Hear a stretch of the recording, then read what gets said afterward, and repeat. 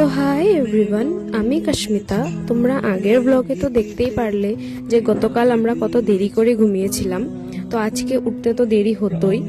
আমাদের ঘুম ভাঙার পরেও আমরা অল্প টাইম বসেই ছিলাম, অল্প টাইম না অনেক টাইমই বসেছিলাম। আর দিদি ভাই আমাদেরকে বলছিল অনেকটা বেলা হয়ে গেছে, উঠ তোরা কিছু খেয়ে নে। আর আমরা উঠে দেখলাম দিদি ভাই প্রায় সব রান্না কমপ্লিট। এখন দিদি ভাই অল্প করে খাবে আর অফিস বেরিয়ে যাবে। তো আমাদেরকেও বলছিল তোরাও খেয়ে নে জলদি।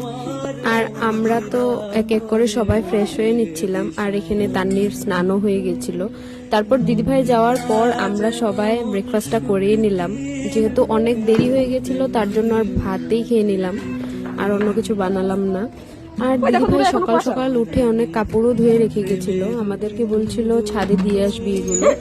তো আমরা তিনজন ছাদে গিয়ে কাপড়গুলো দিয়ে আসলাম। আর দিয়ে এসে ঘরে আমরা ভাবছিলাম কি করব। আমাদের সবারই একটা প্ল্যান ছিল সবাই একসাথে হলে শাড়ি পরে ফটো উঠবো, বাট সুমিদি নাই, তার জন্য আমরা আর শাড়ি পরিনি। এমনি সবাই একটা ড্রেস পরে এখানে ফটো তুলবো ভেবেছি আমরা।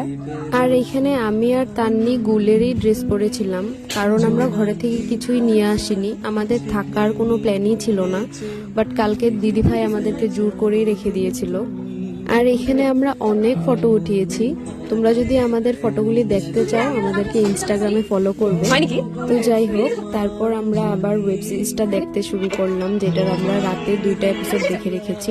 আর ওয়েব সিরিজটা দেখার মাঝখানে দিদিভাই 2বার ফোন করে আমাদেরকে জিজ্ঞাসা করলো যে ভাত খেয়েছি কিনা। তার জন্য আমরা একটু জলদি খেয়ে নিলাম।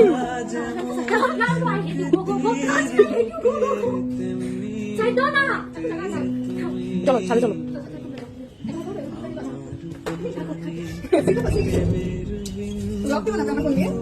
আর বাসন ধোয়া নিয়ে ওদের মাঝখানে একটু ঝামেলা হয়ে গিয়েছিল।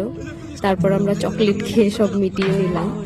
আর ছাদে যা কাপড় ছিল সব আমরা নিয়ে ঘরে চলে আসলাম। আর ঘরে এসে আমরা ওয়েব সিরিজটা আবার দেখা শুরু করলাম। তার মাঝখানে দিদিভাইও ঘরে চলে আসলো। আর এখানে আমরা ঘরে চলে যাব বলে, মানে আমি আর তান্নি ঘরে চলে যাব বলে দিদিভাই আবার ম্যাগি বসিয়ে দিয়েছিল। কিছু না খেয়ে তো দিদিভাই যেতেই দেবে না।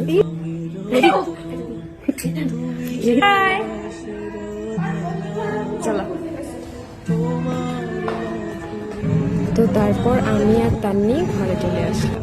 So that's it for today, by.